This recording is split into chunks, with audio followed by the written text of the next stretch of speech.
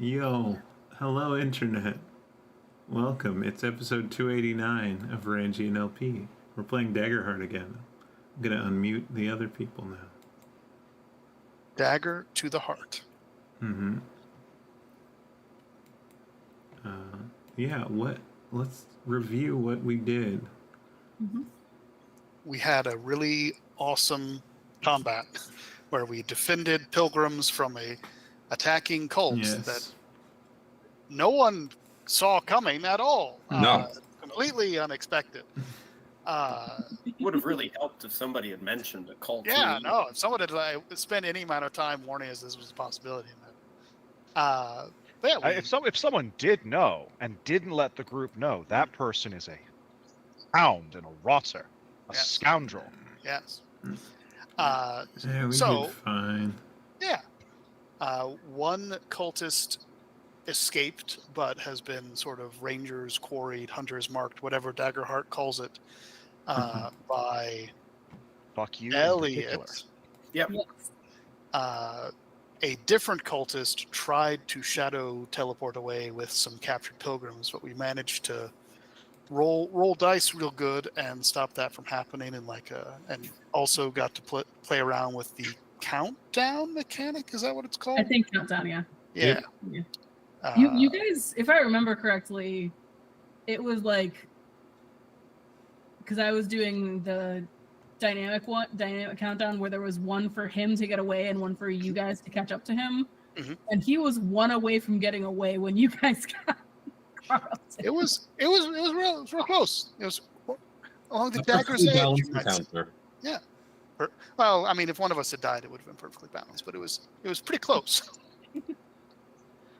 But currently, I think we've got everybody stashed in the cave. Mm-hmm. There's a secret tunnel in the cave that we think is going where we need to take these people. Mm-hmm. These people are on a pilgrimage in the Kaido forest on their way to something having to do with the big elf tree. I don't know. It's not my backstory shit. My backstory shit just tried to stab us all. But we took or are in the process of taking a long rest.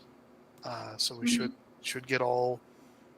I think we'd had it mapped out at the end of last session that everyone was getting their armor and health and stress back, and some people were doing some downtime projects. Some people were generating some extra hope. Some people were comforting the pilgrims. Yes, the two projects that you guys did was comforting the pilgrims so that they're in a better headspace. I mean, they're still shaken because that was traumatic, but like no one's gonna be so scared that they try to run off on their own to escape and get back home. Mm-hmm. And you spent some time figuring out what the potions were that you guys got off of the cultists, which were stamina boosts. Stress. Yeah. Stress. Stamina potions. Stamina. Yeah. Also, it's the beginning of the session, so if you have less than maximum hope, add up to 5. You can add +1. Mm-hmm. Yeah. I will be increasing my hope by 3 because I used some. I would. Oh, yeah, sorry. In addition to this rest, there was something that you had messaged me about that you thought might happen. Yeah, if I can give you a fear and take some stress and do a thing. I don't know how much you want that narrated, but I think this is not a group that's going to like crazy metagame. So I think it's a fun, cool, interesting thing. Let's explore the fun, cool, interesting thing. All right. Yeah, at some point in the middle of the night, I think Roz's body is going to wake up and look around a little nefariously before shrinking down into like a weasel form to more easily evade whoever's on watch, and sort of creeps out into the forest, backtracking along the path that we hunted the shadow cultists down until it gets back to where we left his body, because we didn't really do anything for him, and then it'll sort of meld back into to Roz's myconid form, but probably a little taller than Roz is, a little less fungusy, but still fungusy enough to put a hand on the dead shadow cultist's face, and yoink, tear, rip some memories out of that corpse as the gentleman riding along in Roz would like a status update on how things are going in his absence, which I, as a player, don't need to know. But once that is done, Roz will make his way back to camp, and Roz's body will go back to sleep. And remarkably, for having just cleared all his stress on a long rest, will wake up with 2 stress.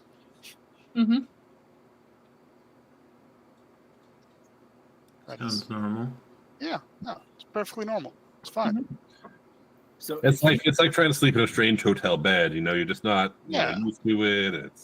This cave is too shallow, man. I'm underborn. I'm used to like actual deep passages. We're barely underground. Like by contrast, how do you all breathe with all of this dirt overhead? Breathe. Oh, that's right. It's because all this air is down here. That's how. 'Cause there's no dirt right where my head is. Scrack has a good point. I mean, if it was all dirt, we couldn't really walk either.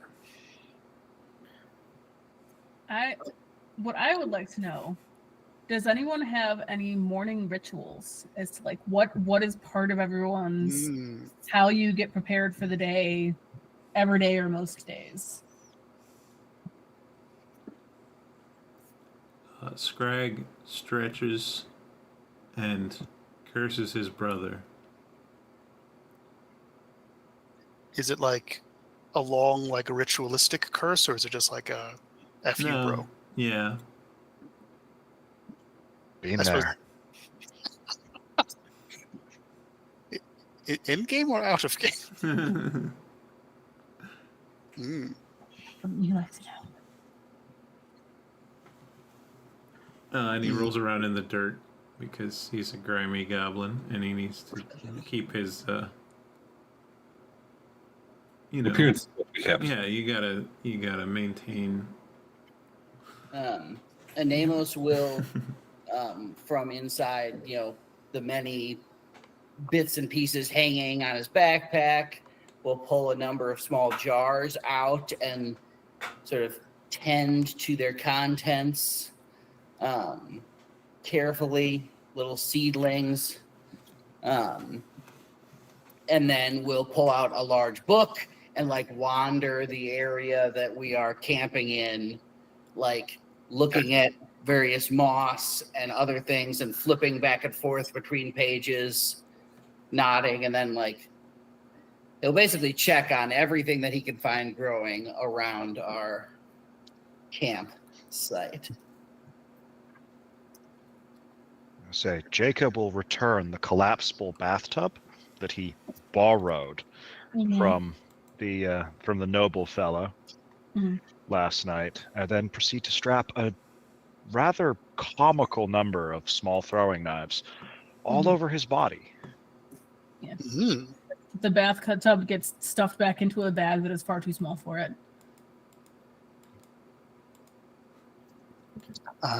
I think Roz probably starts every day, as he has since he was a small child, with trying and failing to access the fungal network. Okay. So I imagine it's a bit of like scraping some spores off of his skin and trying to like waft that in the air and sitting very still and like reminds me very much of when as a child I tried to pray and didn't know what was supposed to happen when you prayed. So I just kind of sat there for a while. He does that. While you're doing that, Anamos will like come over to you and watch the process. And he'll flip through and make some notes, and then hurriedly dig through his pack and find an empty little jar, very similar to the rest, and ask you whether or not there are any more spores, or if that's it. He'll say, "I don't know if this is I don't know if this crosses a boundary for you people." Oh, that's probably not the right way to say that, is it? Are those spores like, skin cells you don't really care about? What's a cell? What's a skin cell? Like the pieces that fall off your skin. Oh.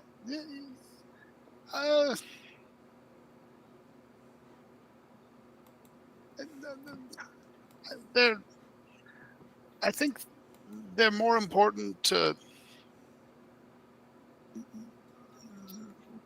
the right versions of my people. Does that mean you're the wrong one? And he gets very excited about you being the wrong version of your species. Rawls will just kind of scratch sort of behind his chin and sort of offer like a couple of finger dabs of spore and sort of scrape it into the specimen jar. And Amos looks in there. Are there any care instructions? He like pulls up his book and flips to like an empty page. I like dirt. I don't like the sun. Ah, okay. He like writes a few things down. Oh. Esoteric. Maybe not new, but esoteric. He starts mumbling to himself about other things he knows about plants and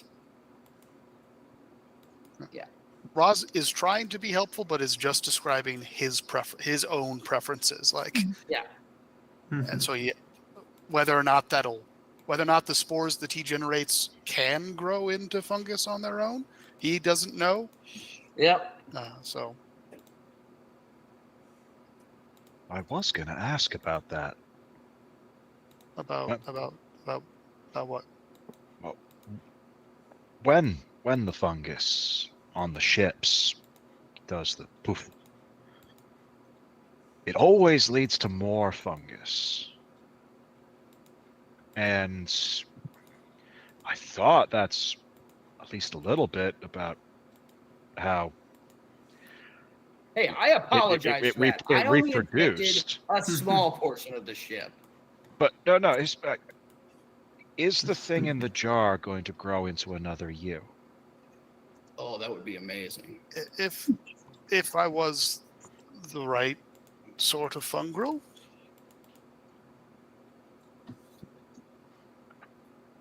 Have you not tried?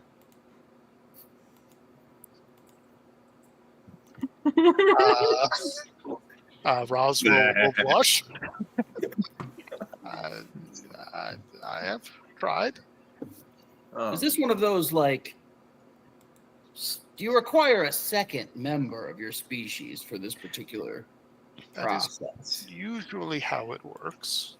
Okay, he'd be like more notes are being taken. As it gets more and more awkward, Elliot will just fall out of a tree.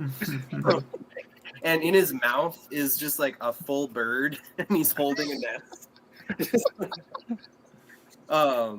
Jacob, in shock, will jump up into the tree. And just to add something from the night, not that it would be so something that Roz would notice looking at the cultists, like when you're doing the face thing, maybe you would notice that there are some bites taken out of the cultist. Like it looks like something has come and kind of eaten it a bit. Like in certain, there's certain areas that are chewed off, but it looks like it would be a bigger than you'd expect. But you don't see you wouldn't notice any animal tracks, so to speak. Just the footprints from before, from what we left behind. Both dragons and wolves both eat their prey from the asshole first.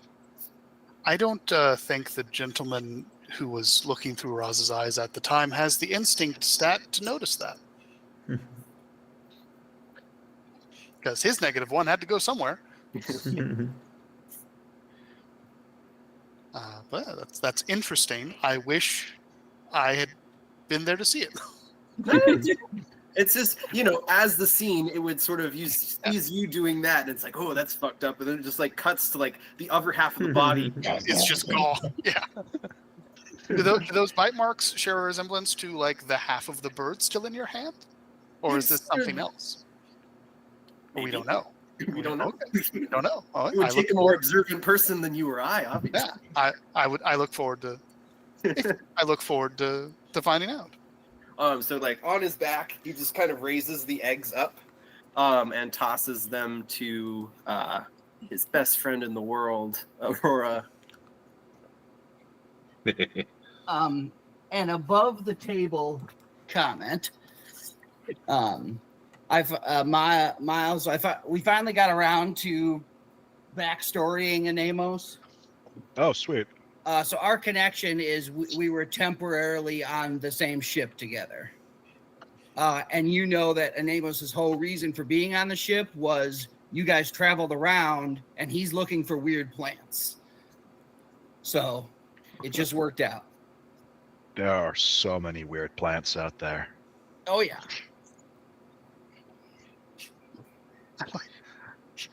I like the idea that Aura is catching eggs as we're sort of panning back to Roz trying to very embarrassedly explain the fungus birds and the fungus bees, and also the fact that he appears to be sterile. Just in a and Anemos at will least literally you tried. There is no like awkwardness on his part. He will ask the most like pointed questions until somebody stops him.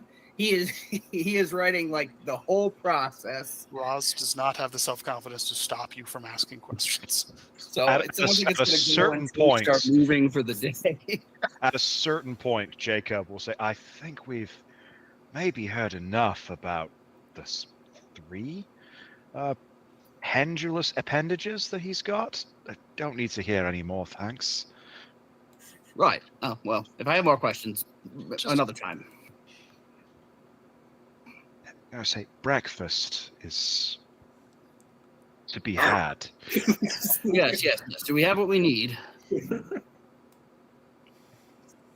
I would say for Aura's case, he is definitely a lot more serious than he has been the last couple of days. Mm. Like, he's been attentive to his job for the last couple of days, but he's also been flying around, cracking jokes, swapping people's hats. And he is very much serious, and there's a almost predatory look in his eyes right now. Ooh. Wow. Roz has a pretty high instinct. Are you okay, Aura? I am fine. There are many things in this wood that would like to feast on what remains of our foes from last night. We should get going as soon as possible. Oh, okay. Do you want to roll a... What would that be? I guess Instinct would be the... Instinct, yeah. And we'll treat this like reaction rolls. We're not... Oh, okay. I was going to say that's with fear. 13. Trying to find...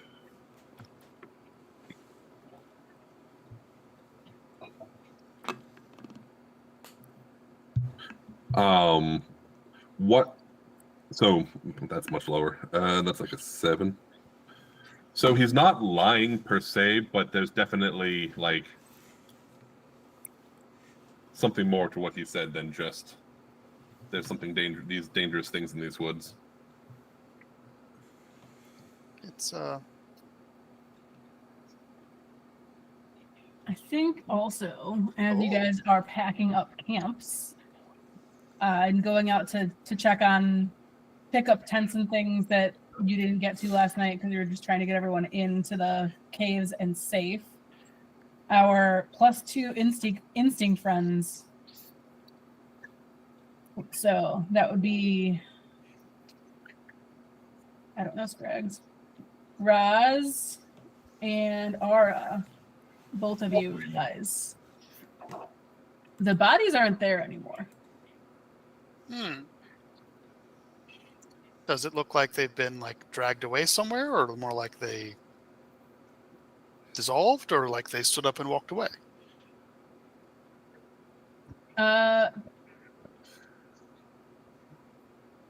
Can I use nature's tongue and ask the grass and trees what happened to these bodies? Sure. I will make an instinct roll to see if I... Oh. I do not successfully do that. Okay.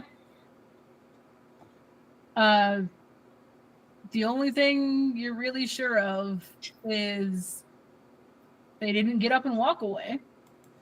So you don't have zombies in the forest. That's all you can really say.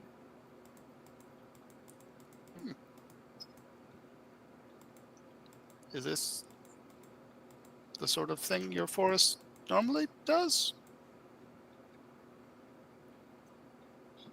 That feels like a... Would I know that as someone who has wandered this forest a lot? It's very abnormal. Okay.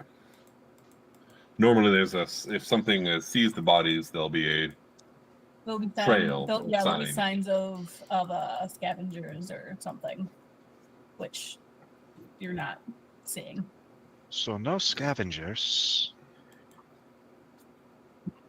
Have you slept next to a lot of dead bodies before? Ross.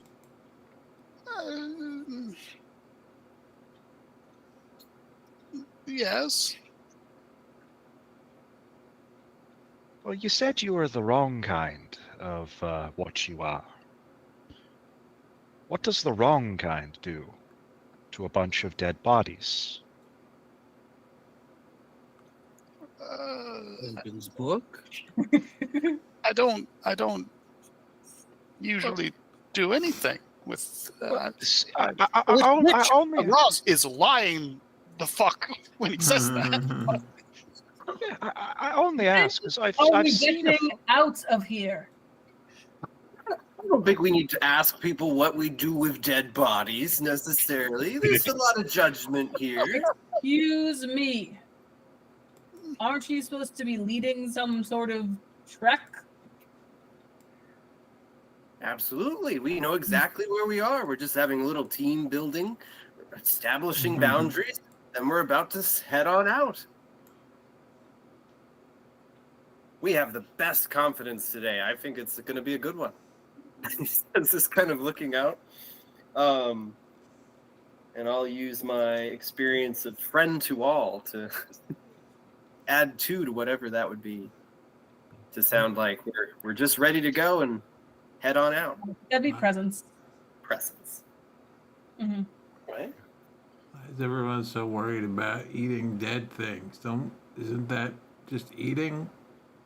No. My dear friend, go low. We don't. I'm not worried about him eating them. I'm worried about them getting up and walking away. I don't think they did that. We've got a 16. We can cross zombie fungus off the list then. 16 with hope or fear? With hope. Okay. Add that hope to your probably already full bar. So if you have 0, you would have 5, right? Like if you started the night with 0? You would have 5, Yeah. but then you'd have spent 2 to use your experience. Well, you would spend 1 hope to use the experience to get a +2. I suppose there we go. And you would get that back. Yeah. Okay. So I have 5. Cool. Mark no. Cool. But 16 to be like, yeah, we're just packing up a little bit, but we're fully professionals. And the important thing is to remember that we're all judgment-free zone. Wherever you go at night is your own business. Even if you're dead. I say Jacob will work on slicking back some fur that up until a few hours ago, in some careful bathing, was looking like he'd been rolling around in a butcher shop. Right at the end, he does like a little cough and like a few bird feathers. Fair enough. I would just like for this insufferable trip to be over soon. Apology accepted. Don't worry about it for another moment. We're going to get going. Now you run off and find your buddy.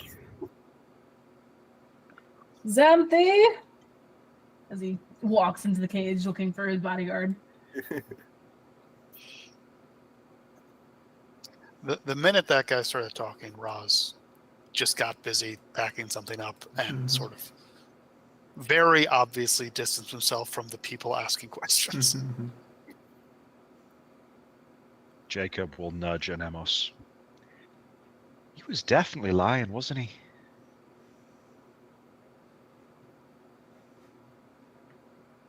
And Yeah. he was just too busy eating a sandwich to respond. Breakfast is miles away. Yeah, I say. Breakfast is definitely a thing. Can I get one of those eggs? They got tossed to you. Laura will kind of step out of it a little bit and how far apart are we? So he'll go ahead and toss the eggs to you. However long a range that is.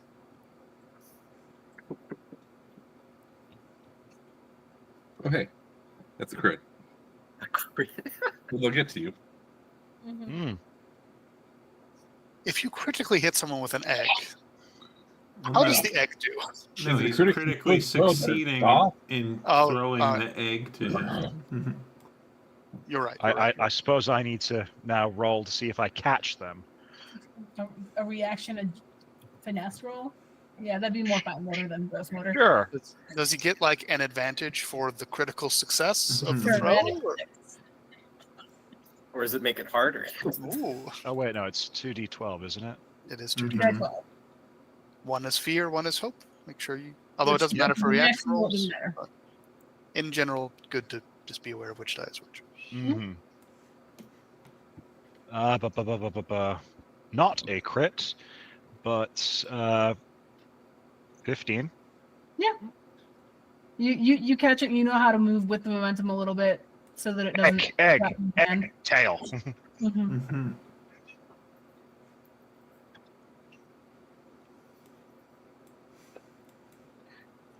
I didn't need this many eggs. I needed one.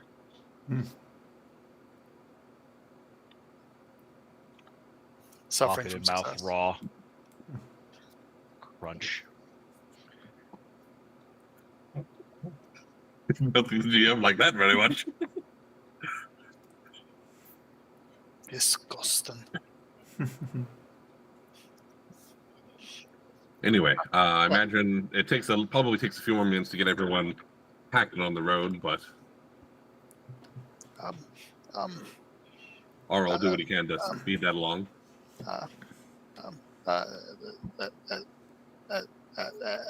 Elliot. Yeah. You can talk to the trees, right? I think I've seen you do that. Yeah. I don't think that's me metagaming like a bitch. Good. I tried, but they didn't want to talk to me. The bodies just aren't here, and the trees would know. Right. That's a very good point. So what do I roll? I have to roll for that. It's an instinct roll of 12. I rolled a 5, which was a 7, but still not a 12. I'll give it a go. Rolling a 12 on 2d12 is a bit like rolling a 7 on 2d6. It should be pretty straightforward. You'd think it would happen about half the time. Yeah. Actually, I got exactly 12. Well, there you go. Meats doesn't beat in this system, so Yeah. fail. Was it with fear or hope? Oh, that was with hope. Okay. Okay. I only ask because the ability specifies something on a roll with fear. you kind of feel you make this connection with the forest, and you feel like you feel the forest going back in its memory. You feel the dew reforming and evaporating off of it as it goes back into the nighttime cycle. You feel the pressure of where these bodies were on the grass. And then as you like basically ask it to like, oh, press play, the bodies are there again. There is a few quick footfalls here and there, and then in the depths of the shadow, people appear again, and the bodies are removed. And like during this, it's like it goes back a little further, and like he can see himself kind of coming up, and then he's like, oh, moving on. Like, and then you can also see like a little like because of the speeding up, he doesn't see the. Oh, you see a weasel. You see a weasel, yeah. Okay, yeah. But it's a weasel. Yeah, just after images of himself. Is this a sweet treat? Because this looks like a sweet treat. All right. As he kind of, so he sort of thinks through that. Can I also can I ask the trees why they don't want to talk to Rosie a little bit, like just, or like how do they feel about it? Like if they can, like if there's a reason. Ooh. They could be pretty private in that, like, or that's like I probably talking to a different patch, like maybe. No, There's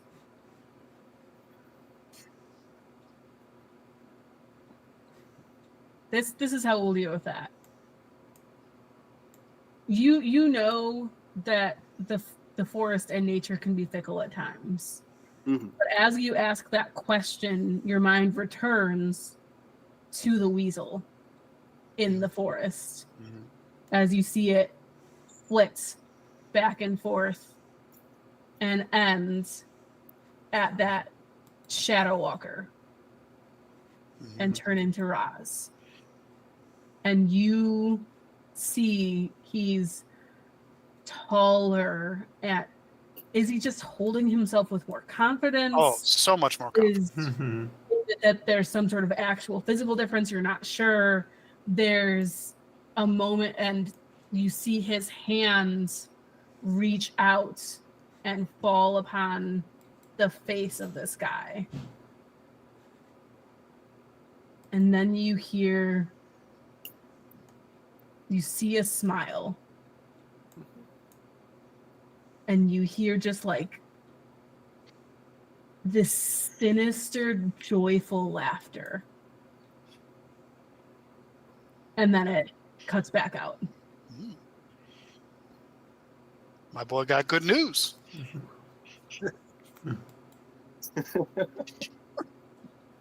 As a side note above table, I really like what you just did there, Crystal, because one of the whole points of this being a dice rolling game is that we're not just collaboratively telling the story with each other.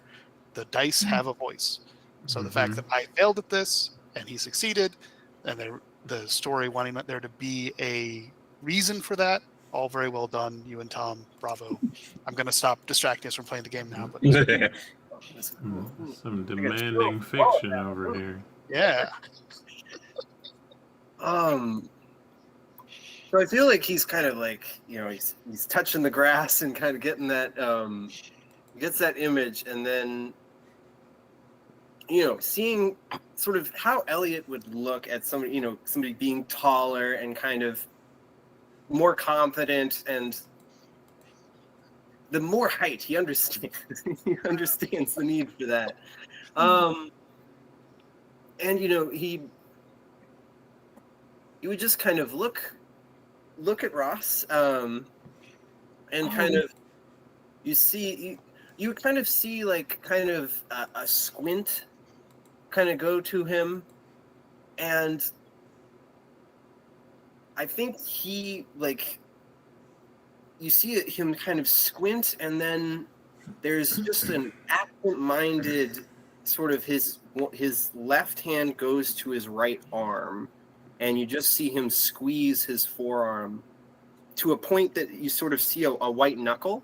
But as he's doing, like, as he's kind of absent-mindedly doing that, he is sort of talking in a very like regular sort of, he snaps like as soon as his hand makes contact with that, his face goes back to kind of normal.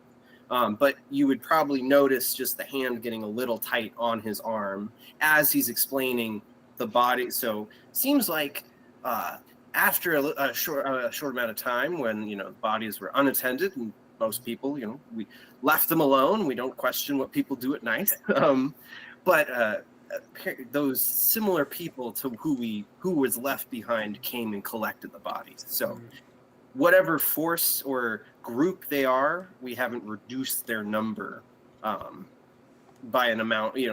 However the amount is, there were more of them to pick up the bodies than there were bodies on the ground. So we're not out of the danger zone, so to speak. And he'll sort of, as he's saying that, you don't see any fear or anything, but he's kind of getting closer and closer to you to like make it quieter and quieter as it's getting worse. The like, bodies like. As you're getting closer and closer, Roz is just retreating further and further into himself. Like, And you can see like he is following you down. So like by the end, you're doing like a half squat, like you're like sitting like a frog, just like talking to you. Like, so it's very important that we remain calm. We look as confident as possible. Any fear that you give is only doubling it for the people that are under our care. Do you still? This is a lot of responsibility, but you can meet it. As you are getting closer in on Roz, I want you to make an instinct roll for me. Oh.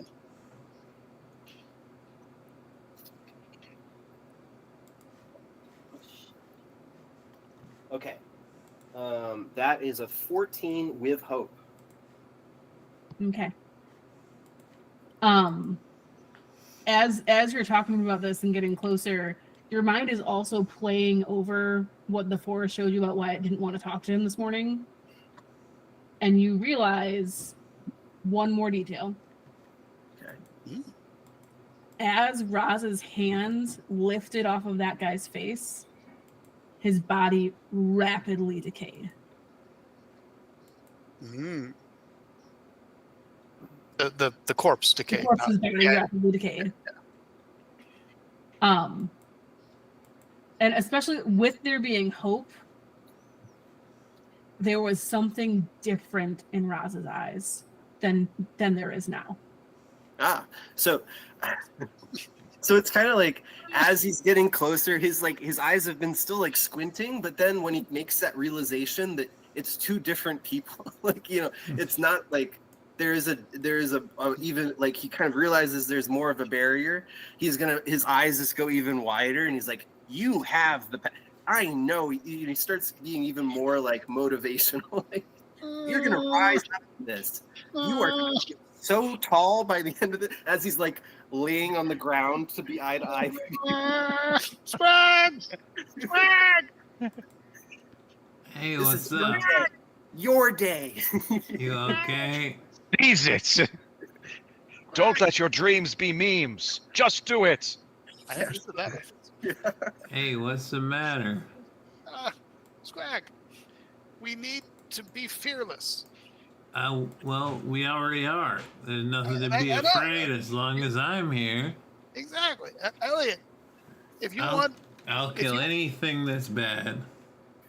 If you want the people around us to be confident, show them Scrag. Scrag's your guy. Scrag will help you help everyone feel confident and safe and fearless, and you and Scrag can do that, and I'm gonna go away now. Well, only do what you're comfortable, Ross, but know that you're far taller than you think. I don't know what that means.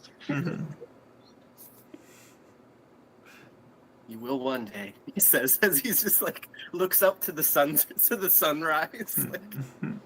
Like another bird like flies past, and he just like grabs it out of the air. I'm concerned that the monkey that Jacob is following through the treetops.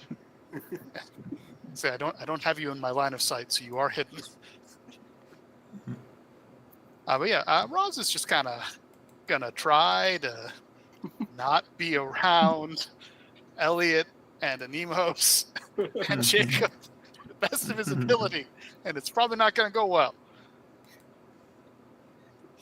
Okay. So you guys finish getting everything together, getting the villagers ready to go. Lord Ashmere is like tapping his foot at the entrance to the cave because he doesn't realize that there's a pathway through it yet because you haven't told him. Oh, so he thinks he's in the front of the line. Oh, Mhm. great. Excellent. And yeah. Find your entrance buddy. Do you have your entrance buddy? Ooh.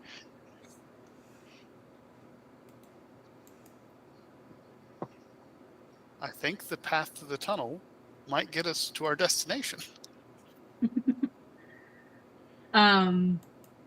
Yes. You guys travel. You have, I think it was a couple more days before you get to the Great Tree. There's a couple of uneasy nights. I imagine that you guys might put up some additional, like, do 3 watches of 2 instead of having fewer watches to make sure that if anything even begins to go down, you can take care of it right away. Yeah. And travel through the tunnels. Secret Lord tunnel. Ashmere is very unhappy about this because he's now in the back of the line. And you see him like frustratedly making Xanthi carry more and more of his things because he gives her his bag, and then he gives her his water skin, and then he gives her his... How does she seem to be handling all that? Very, very professional, like someone who's worked at a retail store for multiple years and has dealt with this before. Okay. So she's not overwhelmed. She's handling this fine. Oh yeah. Okay. She is 100% fine, and most likely anticipated that this would happen at some point. Okay.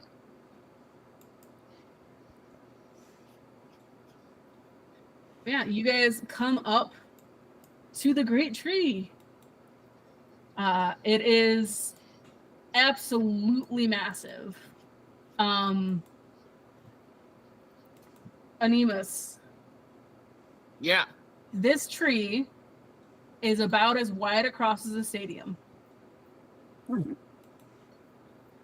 It has, and the foliage of this tree is very distinctly divided into 4 sections. Ooh. One of which has beautiful, like, pink, almost like cherry blossom-esque flowers on it. One of which is like brittle and leafless and is very much a tree like at rest for winter. There's a side of it that's just very full of green foliage and very, very verdant.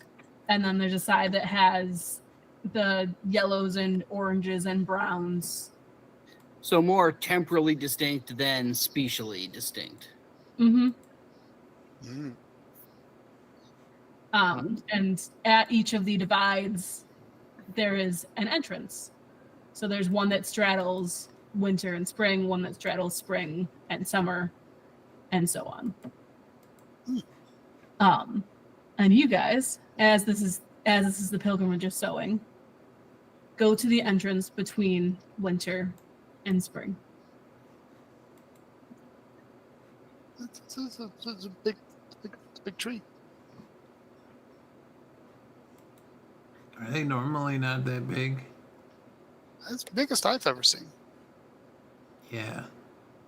I've seen some large trees, but certainly above average. Or we'll say this is Maybe it's just really, really old. Well, either way, digs out and pulls out another empty jar and scoops the local earth into it, and then starts looking around for how high. Like, I'm assuming that the new budding and whatnot is pretty high up in the tree. It would be, just because it's so big. Yeah. Ara and Elliot, do either of you want to make a knowledge, history type check for me? sure. History or religion. So if there's I don't remember what your experiences are. I can look and tell if this one would be. I feel like probably Forest Walker would be the only experience I have that would be related to this. Yeah. I have a guide experience. Um, I can probably make up something. Forest Walker, because this is the forest that you walked. Yes. I'd say can go. Yeah. Makes sense. so I'll spend. Well, I almost hope so. So I'll spend to have that experience apply +2. So that's 16 on the die, +1. Because my knowledge is -1. So a 17. 17 total. Okay. You specifically, do you remember what we talked about as far as where the trees came from, where the roots came from? Yeah. So make an IRL history check. Mm-hmm. Both IRL and yeah. The And the bark mistresses. Okay. this tree, the tree itself was planted by Was once.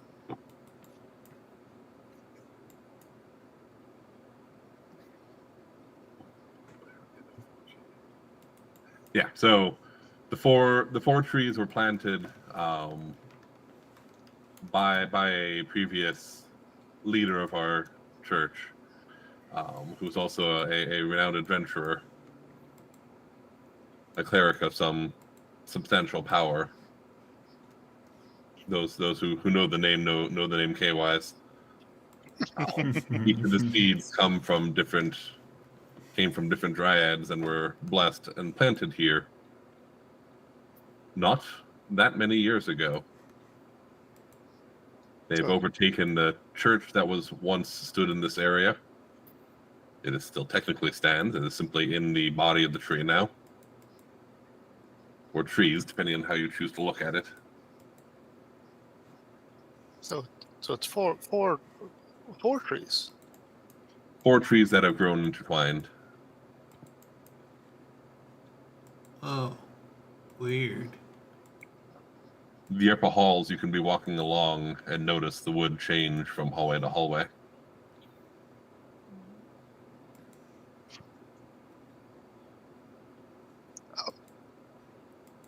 Up hallways and the upper branches. Mm-hmm. All the way through. That's very high. How do you get up there? And Amos says, as you see him screwing together like one of those hole saws. Assembling a cherry picker. Well, I tend to get up there with my wings, but Oh, actually, you could just, there are pathways that one might pursue with permission. Jacob will glance up from his pile of ropes. Permission? I would be careful trimming anything from the tree of a dryad. I'm careful whenever I trim anything from anywhere. Can attest to that. He's able to trim a banana tree without hurting it. But if this one's got a voice, I can ask. 4 of them. Well, I'd only We'll really meet need 2 of them now. I'm assuming 4 of them for, one for each season. Mm-hmm. Yeah, the spring one's the only one I really care about. So, and as you guys are talking about that, I've heard of a man for all seasons, but you see as 2 dryads walk to the entrance and begin ushering in all of the pilgrims and welcoming them. And you can see them on the screen. Yay. How common are dryads? Probably more common in this particular forest than any other. Yeah. But Okay. not. So, you don't need to worry about every tree being a dryad. It's not going to be anywhere near that. They will have a few grows, usually deeper in the forest than this. Would they be in caves at all? yeah, are there there's not really subterranean trees, so I would assume there's not like Well, the us roots. they're underborn. absolutely subterranean trees. Okay, well then I said corrected. Okay. There's So also Kobold Press tells us there are mountain nymphs, so I imagine cave nymphs are not far from that. The roots are also there. There's very deep tunnels under this tree with the roots as well. That's where our first encounter happened. I was just trying to frame for our the fungus man, and the goblin boy are cave people. So I didn't know if we'd ever seen a dryad before in our lives. Say that make a hell of a mast. Pilgrims, before you wander off, do remember gratuities for your valiant guards are strongly encouraged. Go ahead and make a presence roll for me. May I use my manipulator experience to put 2 on that? Yep. I would hope so. Seems opposite. Oh dear me. Okay. So you like to be your own boss. Well, since I am a charming motherfucker, and I will spend the hope to roll a 25 with hope. Okay. We're really starving God of resources this session so far. We need to start rolling worse, guys. It's okay. I've got some fear because I'm in charge of things, so I can just give myself fear if I need to. Oh, I usually will only do that at beginning of session, but we had one of those. Oh God. A couple of people give you like, as they're getting ready to leave, hand you what amounts to a handful of gold between all of them. Nice. Yeah. And like for the most part though, you're getting given like, here's a little like figurine that someone whittled of. Here's a stick I found. Favorite, a figurine that someone whittled of their favorite horse, or like a little kid's like done some kind of drawing with what's basically chalk onto like a little pebble that they found, or I will hand Elliot the obvious painting of him made out of chalk. This is amazing. Dragon Man right here so everyone can see it, and he just like puts it up onto the tree. On the winter side, that's the fridge. Yeah, exactly. I'll say I will quietly pocket Everybody the handful of gold. Is going to be like, "Wow, that's such a great drawing." It's like a little thing, and because Elliot put it up, it's like 7.5 feet off the ground. I'd also briefly forgotten that there were no children on this pilgrimage, so it was not a child drawing; it was a young adult. You know what? Mind of a child. No, it was like the oldest person. Like even better. Oh, fair. It's one of the two that couple that I forgot to write the name down when you named them. what's it say on the back? He can be my escort anytime. On the tree. Interesting choice of words there. Our supple escort was amazing. Yeah, seriously. That is a review I've gotten professionally. What do those two I'm assuming with 4 dryads, they each look seasonal. Mm-hmm. What are the 2 that have come out? Is this winter and summer? Winter and spring. Winter and spring. Mm-hmm. Exactly who you want to talk to. Exactly. When there is a moment, and Amos would want to talk to the spring dryad. How you doing? What was your picture of which I can guess, but Ivy Meadow? Yep. Okay. I could put those names in there too. Go ahead. So as the last of the pilgrims are getting into the tree and being ushered along by other churchgoers and stuff to where they can settle themselves for the evening, Bark Mistress Ivy comes up to you. There's a little bit of a disapproving glance at Jacob, because you get some side eye from Ivy. Yeah, no, that's fair. Don't care, but that's fair. And then just like with almost skipping behind her is Meadow. And Ivy comes up to all of you. Elliot, Aura, thank you for completing your mission. This is the last of the pilgrims for this particular pilgrimage. So we should be well prepared for the ceremony tomorrow. Yeah, and nobody died this time. It was really great. Why? No one has died, but why would that be an issue? Oh. Yeah, you're right. Of course, nobody's ever died on our trips. There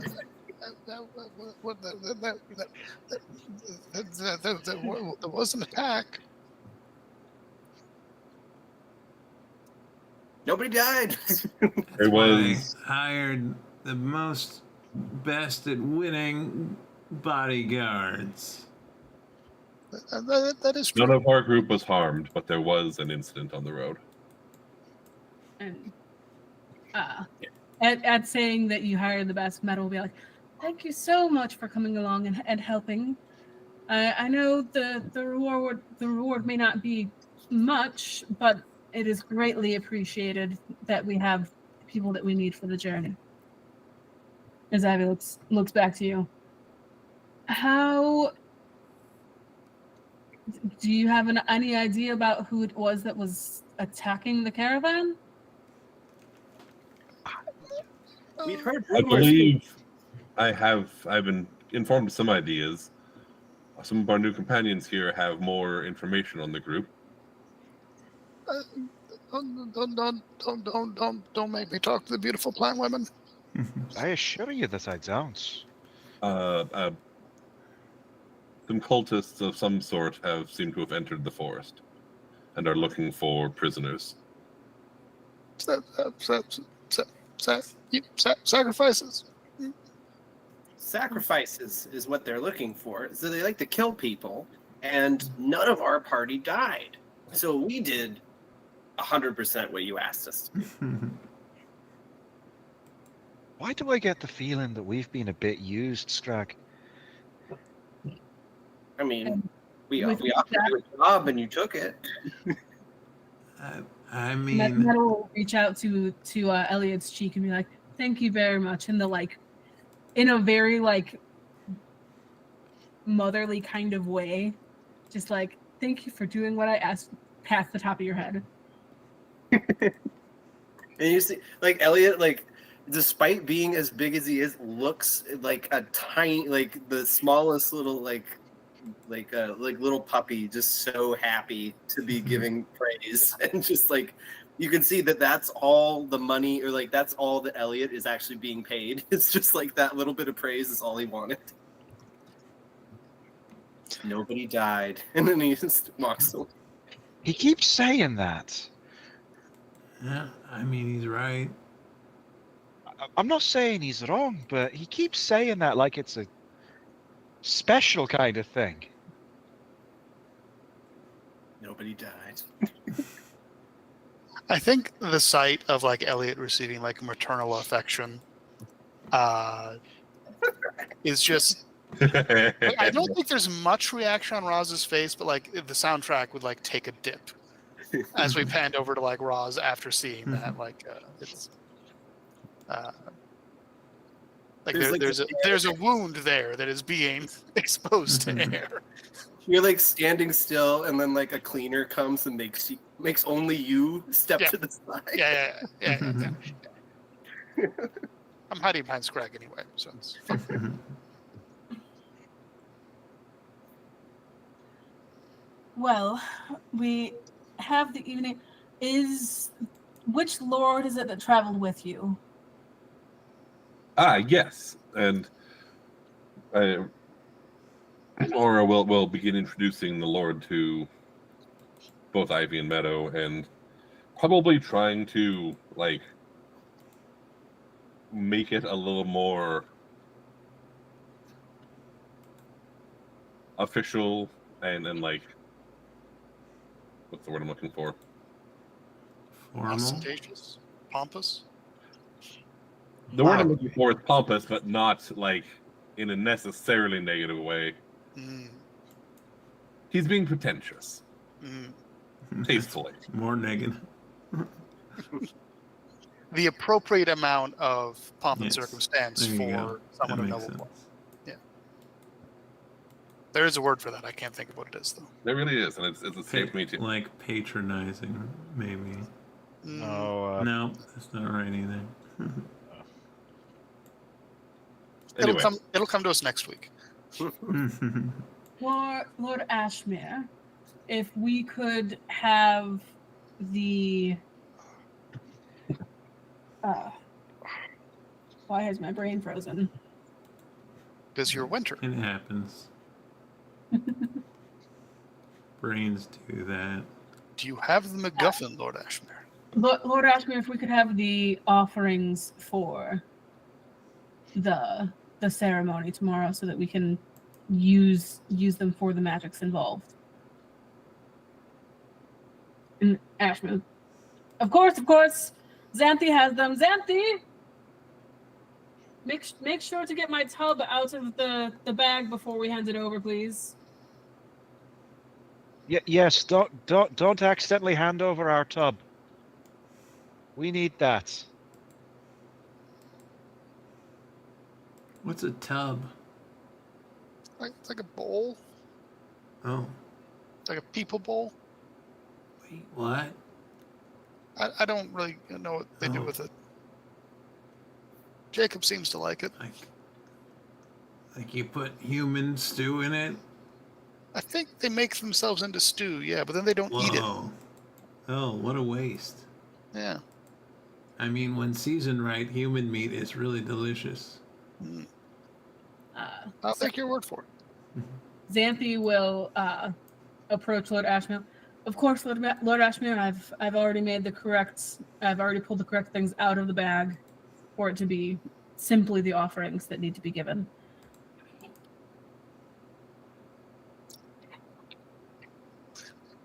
Thank you for being adequate at your job, as he takes it and takes it from her to hand it off to Ivy and Meadow. I think I would kill for Xanthi. I think I might kill Lord Ashmere.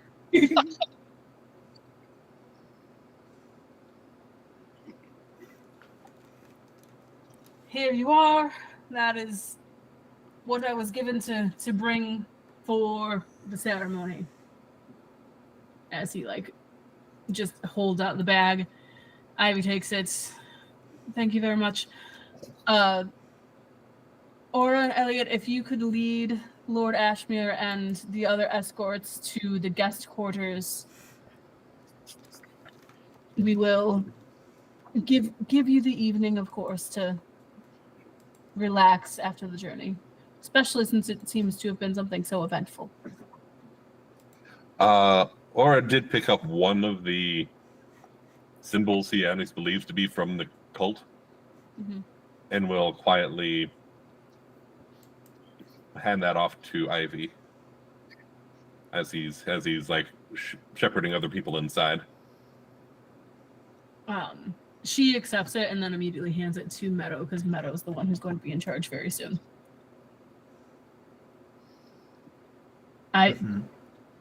Yeah. Ivy is kind of taking control of this beginning of getting everyone here, but that shift is getting ready to happen. And Meadow is Spring? Spring. Meadow is Spring. Get in there, Anemos. Yeah, I mean, once things start settling down, Sir Amanos will sort of stride forwards. He's got like a large ceramic pot in one hand and like a pole saw in the other. And he will drop down to he like goes like full hog. He drops down to a knee and bows, and my Lady of Spring, your bows burst forth with life. It is easy to tell why so many congregate here. I myself am a student of is horticulture the right word? Yeah. Botany might be. What is horticulture technically? Horticultural sounds right. Yeah. Horticulture is like specifically garden cultivation, farming, I think. Okay. Agriculture is farming. Garden specific. Oh, yeah. I don't know what the word is, but I'm not going to dig around for a while. I use the correct term. Botany sounds good. My people search far and wide for the glorious gifts of the earth.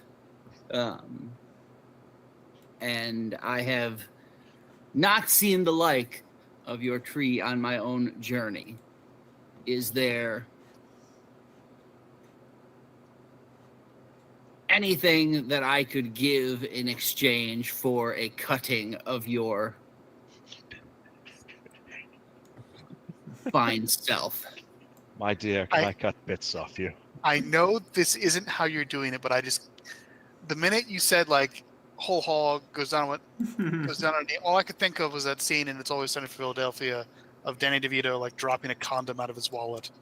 No, see, in my head, actually, it's more about the thing that rings to my head is I asked for one hair from her fine head. Yeah. That's definitely more what you're actually doing. I just can't help but see Magnum Dong.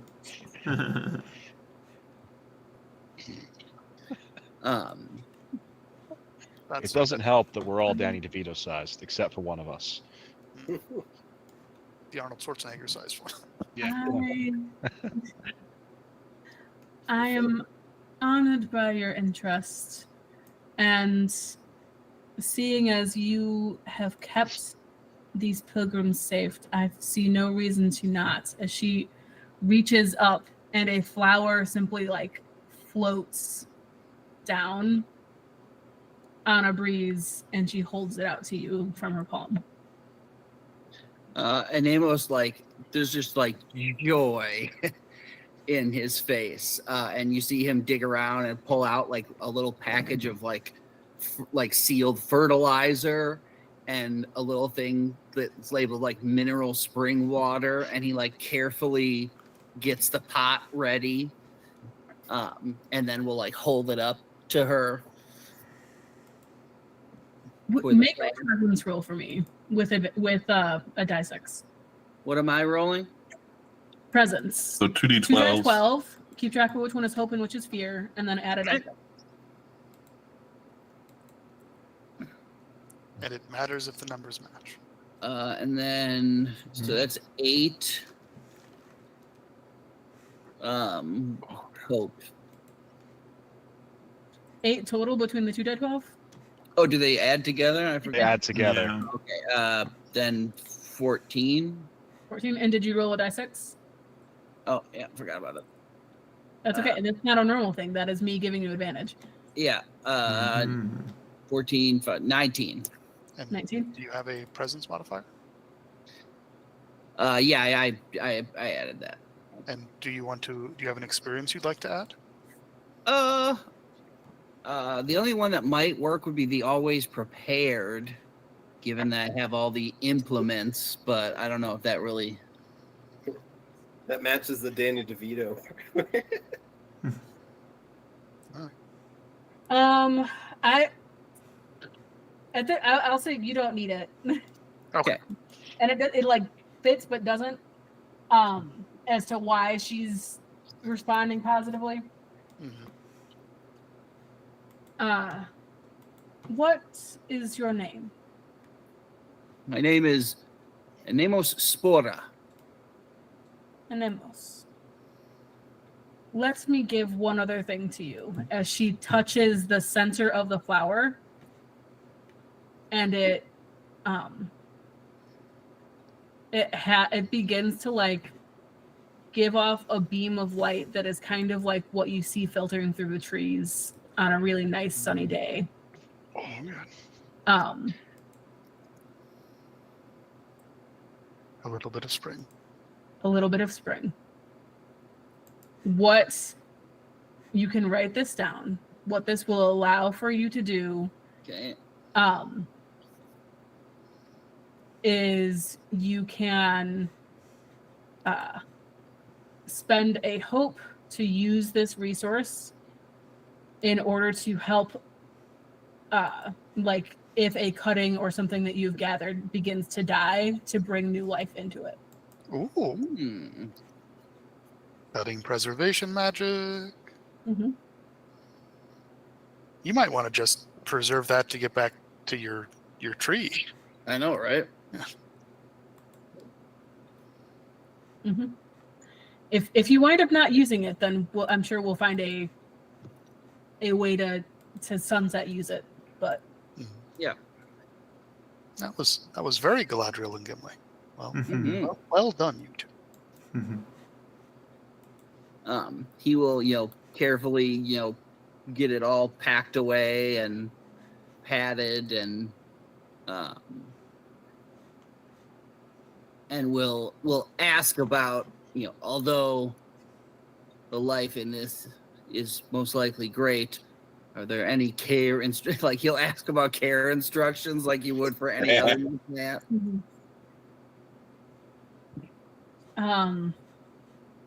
I think what she will tell you is that as the seasons change, the bud may like shift back into a bud and back out, but that it will never fully die.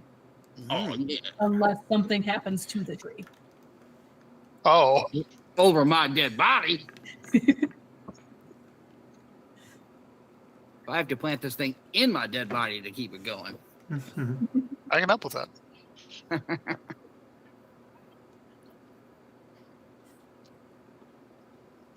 Yeah. You guys are ushered in. Is there anything that you do as you're brought into the guest quarters for the evening?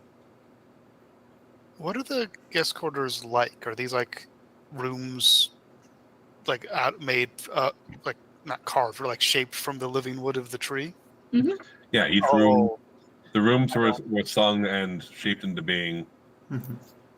I think Ross finds this unsettling because he is accustomed to living in a corpse or under the ground, and this is all alive. Does he say anything about this? I think he like touches the walls and kind of retreats into himself a little bit, the way that he does when he gets stressed, which is all the time.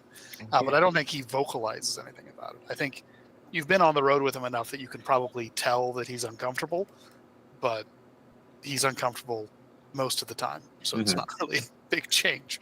There are some rooms in the upper sections of the roots that you might find comfortable. Especially in the roots of winter. Especially in the roots of winter where things are not dead, but asleep. Dormant.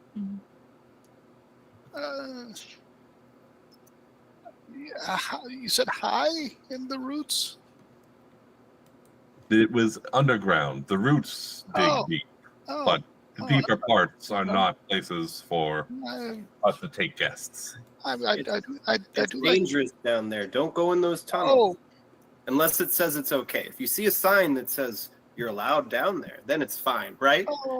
Aura?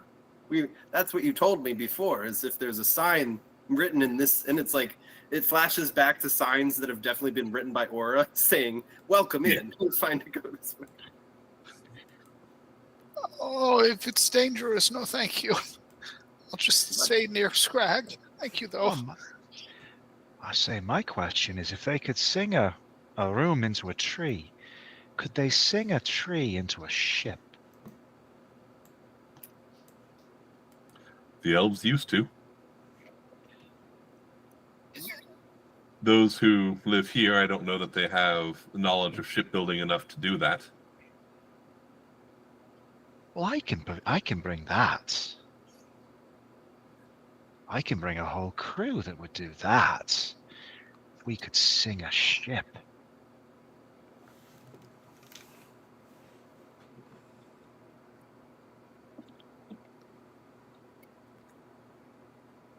It's kind of far away from the water, though. So bring them to the... You're saying bring them to the water is what you're saying? Oh, can they sing? Can they sing any tree? I thought it might just be this big thing. I don't know how it works. I don't know how their singing works. Grows most quickly, and it is attached to each of the dryads, and as such, they can sing it with far more precision. So I need to find a dryad shipbuilder, is what you're saying. Such a thing may exist. There are many things in this world.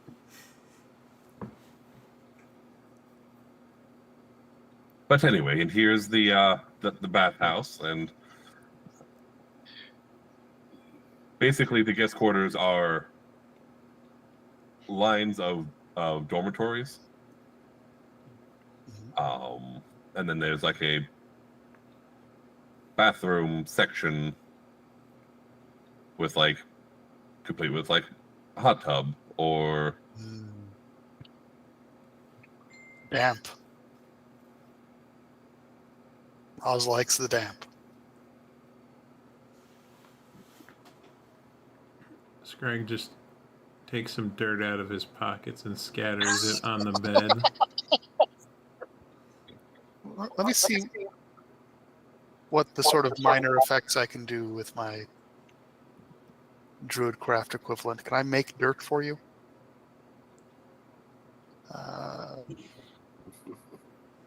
Harmless, subtle effects that involve nature. Start a campfire, causing flower to grow. Something that's like gust of wind. Is like making it dustier part of that? You could like speed up the process of like dead things becoming dust. Yeah. Yeah. I will spend some time in Scrag's room just like making it as filthy as possible.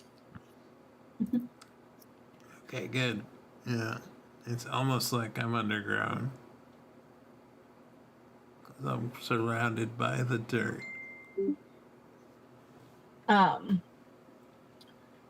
Ara or Elliot, what is the name of one of the pages for the Bark Mistress?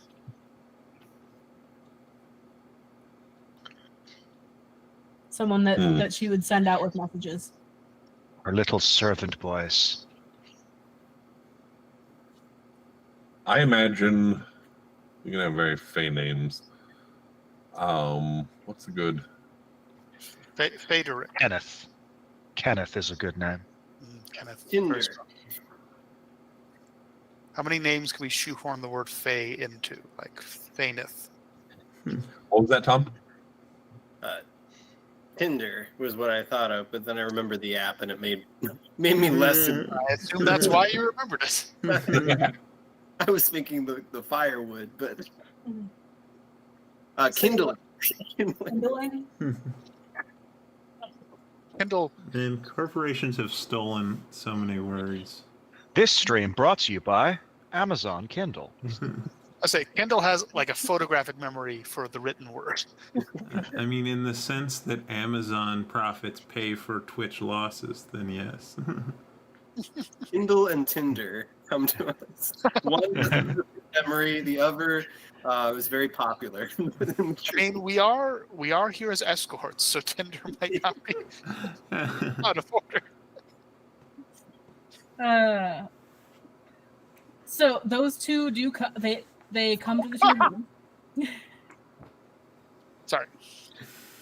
I'm glad you're feeling better, Taylor Caleb. I'd say kindling has very like round toned skin, very like fiery orange and red hair. And like Fae in Daggerheart setting tend to be somewhat bug-like, so there's probably some like antenna that end in like a black sooty color and those kinds of things. And Tinder, I think, is more Please let Tinder just be a really hot human.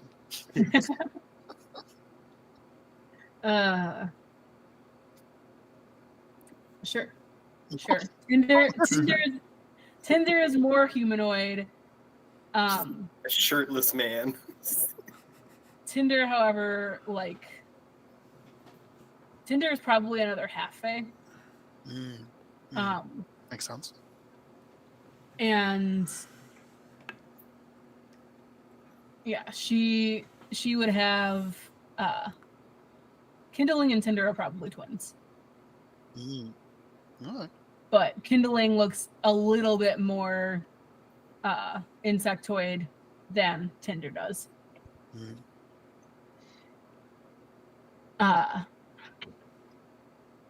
Alright, Elliot, the Bark Mistress needs to speak with you. With some urgency. All right, let's go.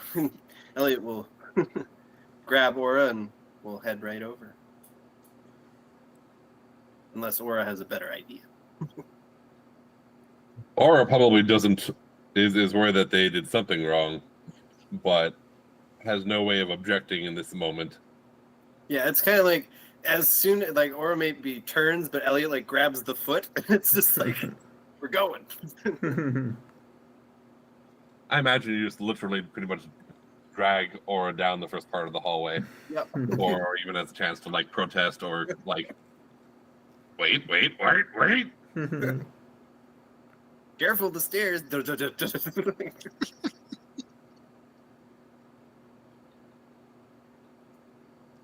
Wings fluttering just enough to keep himself from getting hurt, but not enough to right himself.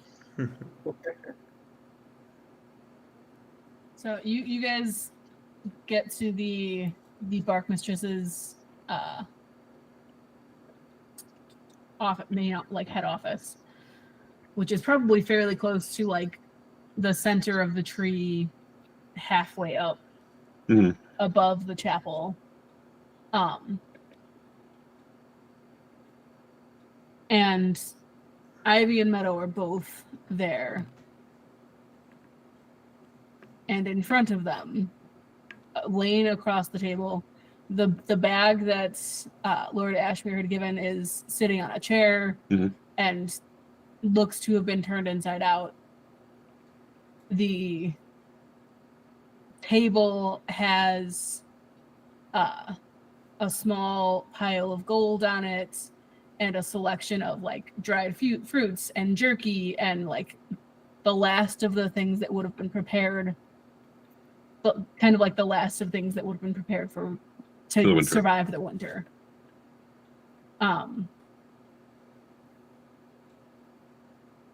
Yes. Thank you for coming. Who had access to this bag? Jacob, what did you do?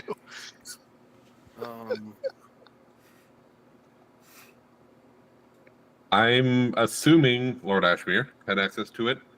I'm assuming his carrier, probably Jacob at some point.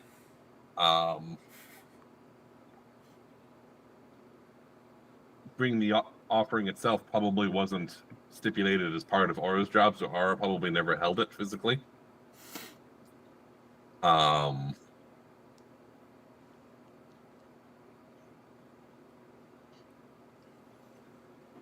One of the most important parts of this offering,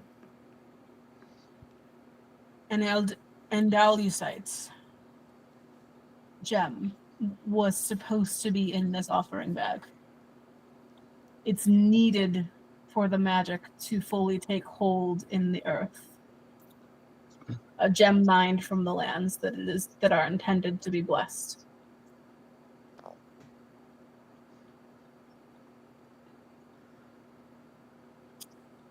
And it is missing. Nobody died.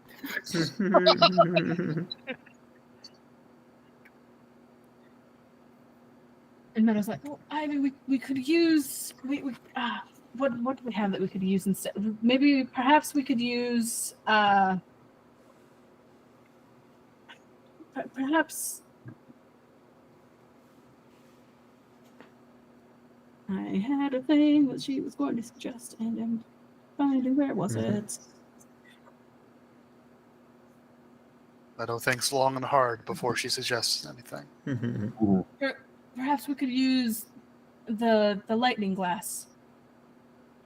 As Ivy puts a hand to her head. That is both not from the region intended to be blessed and has its own magical properties that would interfere. But thank you for the suggestion, Meadow. I simply am just trying to think of what we have that would be of equivalent value. I understand, Meadow, and I know you are always excitable at the beginning of spring.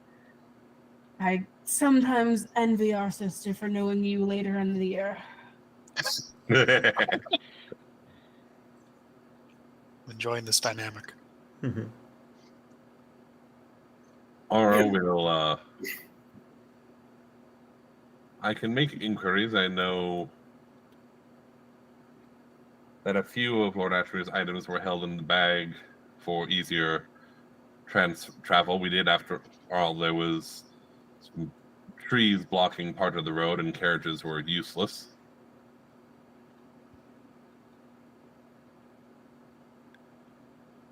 Find the Andalusite before tomorrow evening if you can. If not, this may not be the boon of a year that that Goldcrest claims to need. You know, just as a plan, maybe C, we ran into these cultists and they were doing these human sacrifices. Maybe Lord Ashmere he's from the land there too. He is not exactly. You are suggesting that we pull the life force of a human to fuel the ritual? I know it's not worth as much as the crystal, obviously, but... It would be something more akin to what Karen or... Thanatos? Karen or Thanatos or Achilles would need. Not Persephone. Darn. Close, but I get it. All right. Back to the drawing board, I suppose. And we would never dream of using an unwilling sacrifice for that type of ritual. I mean, we would ask nicely, I'm sure. If he's a true lord of the land, he would only want what's best for his people. Was this the Lord Ashmere that's like a new transplant to the title? Yep. Okay, so he wouldn't. Okay, all right. But Elliot, Yeah. I thought I was remembering that, but yeah. You were remembering that correctly, yes. And Jacob is more than happy to go along. If I run into him, I'll just pitch it, just as a plan C. You never know. The real question is, what is the value of an andallusite crystal for the purposes of Cragnus's wander porn, pull anything out of the bag? Well, it's not about value, really. It's mundanity, basically. Okay. That was just a rock, right? I guess it is really just like a quartz crystal style crystal. Yeah, but it has to be from the place. Yeah. I think that's probably not the way that we're meant to solve this puzzle, but it would be hilarious if that worked. Oh, I've been there. I see. Yeah. There are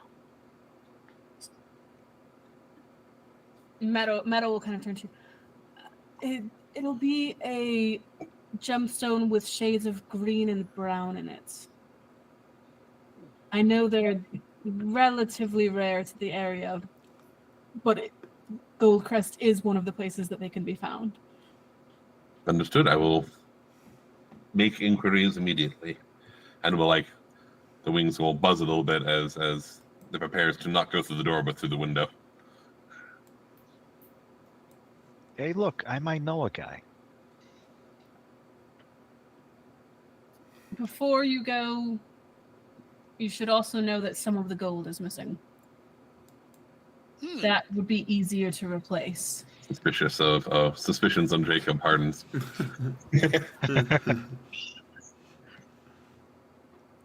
Understood.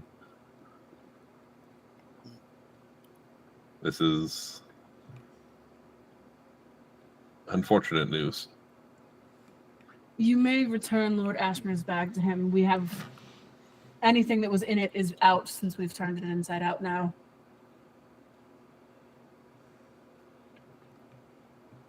And right ways and inside out again, just to be sure.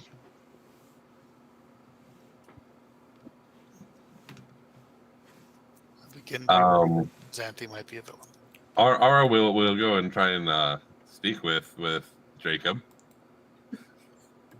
Not even starting with Lord Ashmer. Straight to Jacob. Elliot will come, but he'll have absolutely no idea why we're going up on Jacob. There's no suspicion at all. It's just, we're heading to Jacob. Okay, yeah, sure. Chilling in my hammock. When you borrowed the use of the bathtub, did you notice anything else of interest there? What you mean? Where exactly did you pull it from? Yeah. Oh, I had that guard lady give it to me. And she would have pulled it out of the fancy bag. Yeah, she pulled it. Tiny little bag it was. She pulled it right out. But do you mistake me for some kind of common cut purse just pawing through people's things? Yeah, do you? Immediately turning to the backing up both people at the same That is a deceive with hope of 16. No. You can roll on that if you want, or just take that as you will. That's a crit, so You 100% know. Mm-hmm. So with that no, Ara's unsure, genuinely unsure if you take being called a common, cut purse or whatever personally. There's no insult that I'm very much digging for information about something. But do you think he's a thief? yeah, Yeah. They said no and lied. I know. I'm just clarifying what the crit tells you. What it would tell you about Elliot is that he has your back 100%, but he also has. It's everyone's back. Yeah, everyone's back 100%. Yeah. It may be that a friend. I guess to all. with a crit, you probably recognize that he doesn't quite understand the difference between a pirate and a rogue. I will flip myself out of my hammock and advance on the ferry. Listen here, Flutterfly. I am not a common thief. I am an exceptional thief. And when I'm done, no one will ever know what I did. Because the best thief in the world is the one that no one has ever heard of. So I don't intend to waste my time pawing around in a petty noble's leavings. Now, ask the question that you want to ask, rather than beating around the fucking bush. I'm also going to roll insight. Or, what are we saying? That's instinct? Please do. In Elliot's head, he's just like, well, I've heard of you now, so does that make you a bad thief? We know who you are. Yeah. So, with fear, that's an 18, 19, 20. Yeah. Oh. This is the most straightforward Jacob has ever been in your presence. Okay. He is genuinely offended at being called a common cut purse. Since you understand that with fear, I wonder if that means... I wonder what the downside of understanding that is. Like, what's the drawback to understanding that Jacob is offended that you think he could be a common thief? I mean, you look like Aura already has a hard time differentiating between a lot of human things. So I think what's going on here, or other racist things, is that, okay, he doesn't like being called a thief. Maybe he won't mind being called he didn't also like being called a cut purse. Maybe pickpocket next time. Okay. Yeah, the problem is we haven't found the right demeaning term for thief to call it. Correct.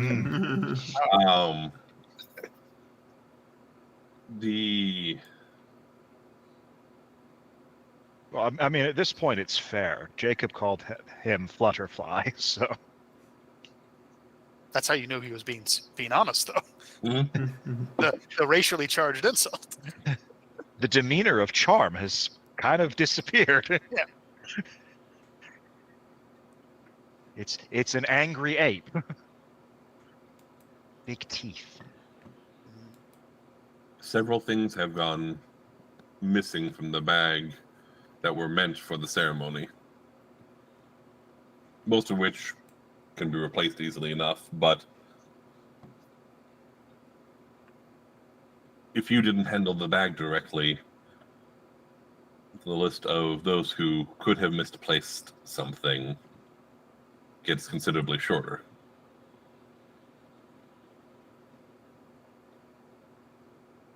What's gone missing? Yeah, I rolled a 20. I trust you pretty well right now in this moment. He'll give describe the gem and kind of give a brief. This is why it's important to the ceremony. Right. So otherwise it will just be a blessing to the general area and not to the fields that matter. Right. So it's distinctive and unmistakable, and it's gone missing. And you've got two suspects. One of them, which we have an excuse to talk to now. One of them is Lord Ashwood. Mm-hmm. Let's be fair to the man. He's an idiot.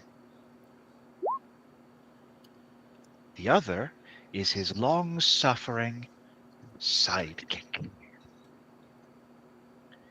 Beautifully competent, always there when he needs her. the only one of the two of them with enough brain cells to knock together. So you either have an idiot who's shortchanging them, or someone's doing this deliberately.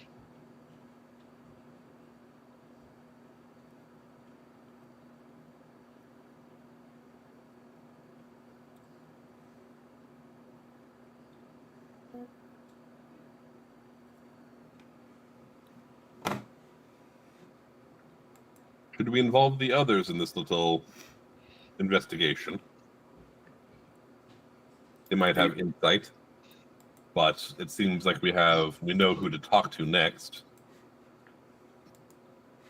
I always feel better when there's someone that I can depend on entirely, backing me up when I confront someone with possibly their misdeeds. And fair dues to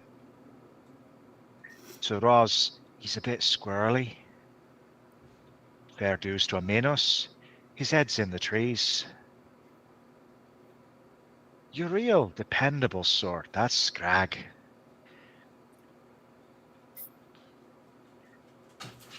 So if you want to confront her, maybe have the angriest half-goblin I've ever seen on hand. Well, let's just say that the other two could contribute as well. Everybody has their part to play. Well, if we're bringing Scrag in, then he'll bring Roz. That's how it's going to be. Roz might not add much to this. Almost certainly not. Yeah. Not really his thing. You see Elliot just like open his mouth and then close. And if we've brought in Roz, then quite frankly, it'd be rude not to bring in Aminos.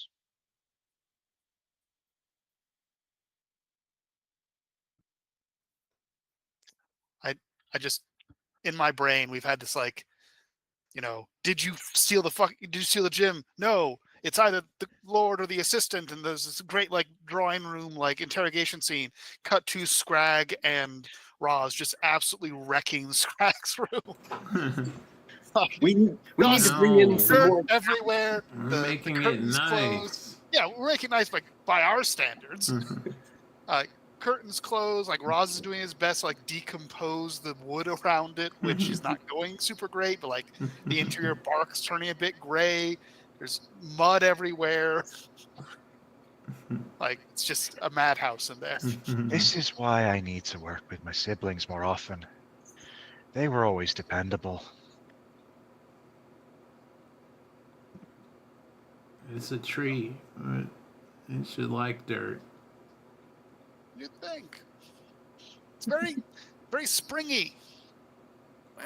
Doesn't like to decompose very well. Well, you've really made yourselves at home. This looks great. Hello. As he's like Insight check. No, right. Upon Elliot's entry, Roz just hides behind Scrag. Yeah. A very earthy feel in here. You gotta keep the grime up if you're gonna be goblining. Yeah. So, our mission isn't quite finished yet. Whoa. Unfortunately, there was a slight misplacing of merchandise that's quite vital to the ceremony, and we've been tasked with figuring out where it is. And potentially, number one suspect is real dangerous, so we need Scrag, and you can come too, Ross. Yeah, I'll stick with Scrag. Yeah, yep. Cool. From around the corner. From around the corner. I said he wouldn't add much, but there's no need to put it like that. You don't know how tall you can be. And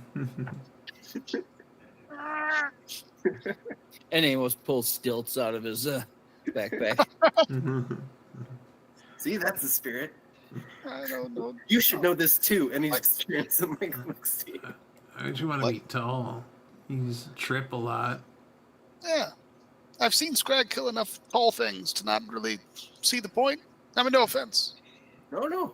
Height is not a measure of value, but it's just, it sounded good in a sentence, so I've been saying it.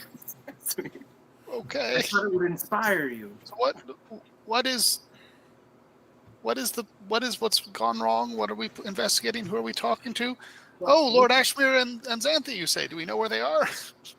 Somebody lost something, he said. Yeah. What an idiot. I bet they don't win very often. Whoever forgot the thing.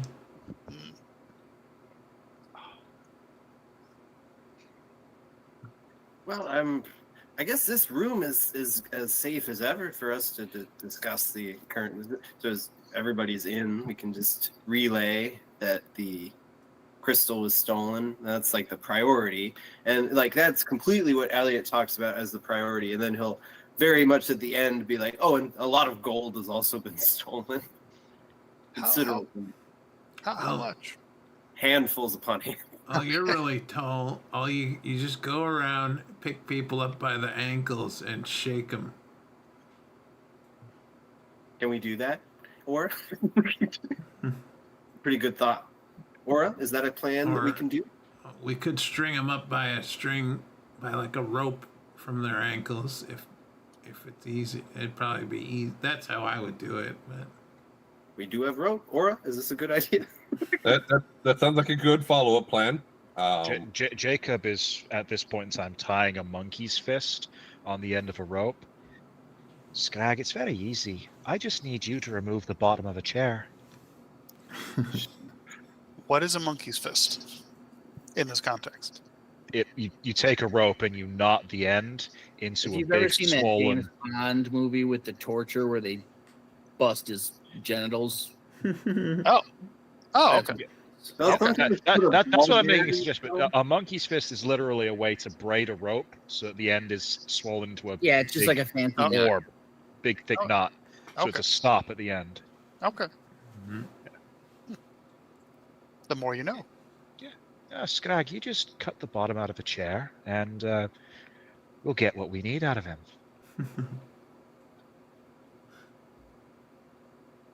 I don't know what that means. Now, he is, until we have evidence of anything wrong, he is still a local lord. And he's Plan C as well. Yes. What's Plan C? Elliot here figures that we might be able to use human life force in exchange for the gem. The Dark Mother is not thrilled with this plan and doesn't think it would turn out the way he thinks it does. No, don't. Pie in the sky idea, Plan C. So No, as long as we don't. do well. Don't do that. Yeah, because then we can't say nobody died. And That logic is the only thing that's breached Elliot. Everybody else telling him it's a bad idea, it's just over his head. It could work, but then as soon as he said that, you're right. Forget it. It's gotta be Plan D then. I think we should probably go ask Xanthi first because she's more likely to know something useful.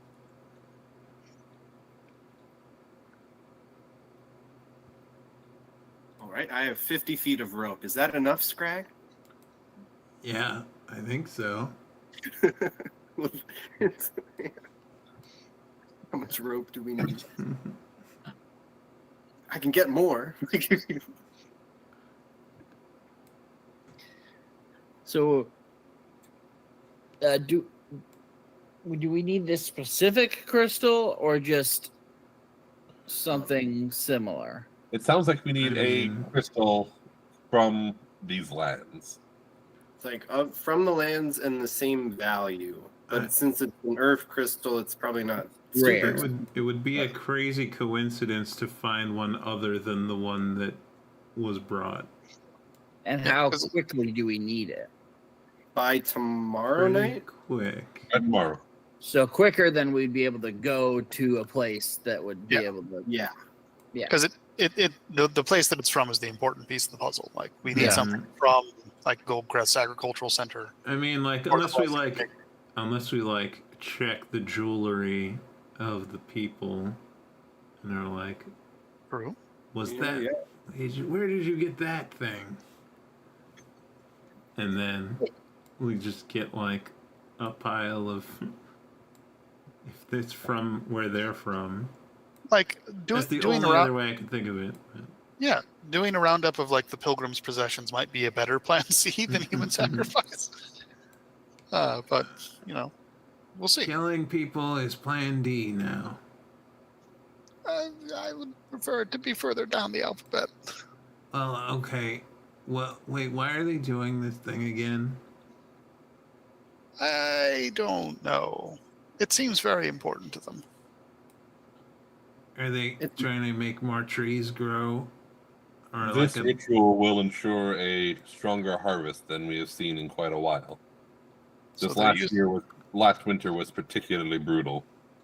So instead of everyone having to kill and eat each other, which is I'm sure what everyone does, because that's what goblins would do, they would just, if one guy dies here, and then they have enough food not to kill and eat each other. Something like that. Yeah. I don't think that sounds like a good deal to me. Oh, but it won't even work, I guess, is what he said. Never mind. So basically we find the crystal or the people in Goldcrest all kill and eat each other. Yeah. I mean, it's inevitable. That's what happens when there's not enough food, right? I think that's a very good explanation, Scrag. Thank you. People have never really... Is that really how it works for you, the rest of you folks? We tend to just go to sleep until there is food. Whoa.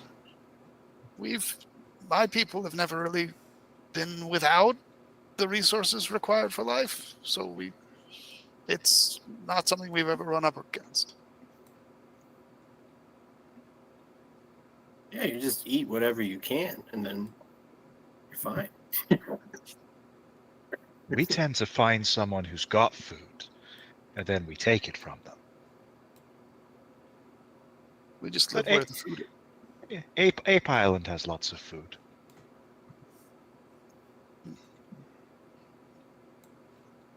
Well, we better find a rock, a special rock. Find the special rock. Find the rock, save the world. All right. So we want to head to the assistance location? That seems like the most recently proposed plan, so let's do that. Yeah. By the way, what's the paycheck for this? You remember. It's more potions. Mm-hmm. They have a lot of potions, so that is what work for potions is this tree's deal. Will work for potion.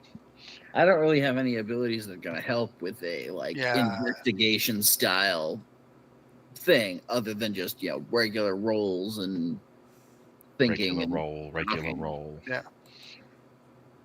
Well, I already gave my idea, but I guess prayer. Above table, we probably shouldn't tie everyone by their ankles.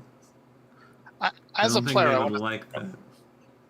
As a player, I want to start with Xanthi because either she's the most innocent person that's ever been, as I know in my heart is the case, or we're going to have to hunt her down, and I need to know which as soon as possible.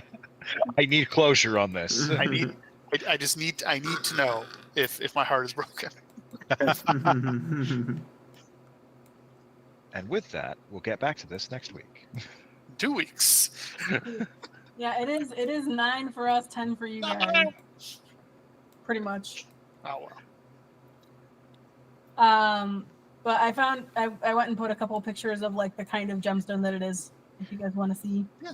Cool. In the tree's canopy. Yeah. It's a good rock. Ooh, pretty. Yeah. Oh, I was zoomed in too far. Oh yeah, that's a lovely rock. Yeah. I say this as someone who really appreciates a good rock. Something about the way you said that just reminded me of Anemos asking the Dryad if he could break off a piece, and it was just Dryad. I think that might be the closest that I've come to like that stereotype of RPGs like ever. Yeah, no, you were after that Dryusi. Oh, I do not like that doesn't word. work Not afraid that you need well. to hear today. the splinters that implies. Yeah, there's got to be some sap or something in there. Yeah, if it's dry, you've done something wrong. Nope. On that note, On that note, on that horrific note, Crystal.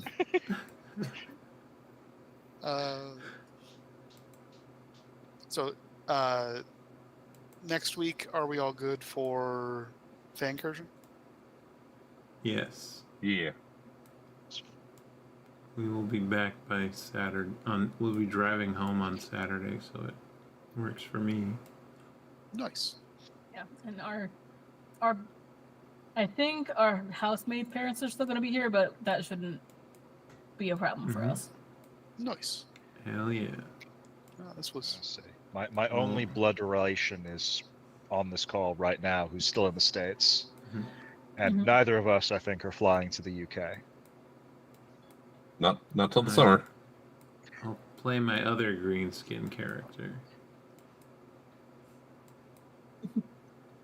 Emerald's really just a tall goblin. No, not at all. Like the reverse goblin, despite any visual similarity. I mean, That is true. I'm playing like opposite character in some ways. Anyway. oh God, the comparison of Roz and Candor. I think Jacob and Magnus would get along. Yeah, I was it. Both have been sort of not exactly reprimanded, but have been either looked at or disagreed with about the whole concept of getting paid for stuff you were supposed to do for free. the alms for Candor and the gratuity from the pilgrims. All I asked was that they give with their hearts. If only one of them had given us the gem they'd stolen. Oh, that's true. We already did get some gems. Can you imagine that one of the lab. kids just like dropped a little gem, like I found this in the ground? I mean, it's interesting because it's possible that Lord Ashman was just didn't like rate this whole pilgrimage offering thing, so he could have just not brought it and just brought less gold. It could be that he's stupid enough to just bring it but steal it. It could be that Xanthi's padding her paycheck in a very well-deserved manner. We did also encounter like shadow teleporting cultists. Yep. So very reasonable that could have gone missing during the hubbub. Also could be like an actual another thief hiding among the pilgrims could have done it. It could have gone missing here. I think Xanthi's a cultist. Xanthi could be a cultist. Hinder could have stolen it. Like She's suspiciously competent. yeah, only villains are competent. Well, no, it's just Well, Caleb likes her, and therefore villainy is sure. Yeah. I mean, it's more just after clearly being mistreated, being that competent. Although it also could be like she sabotaged it without keeping the gem. Like threw it in the river out of spite. if we can, I guess we'll find out next month. yeah. Oh gosh. December. Yeah. But so okay, I guess we're done. As we wind down the stream, hope you had fun. Hope you had a laugh, even if it was at our expense.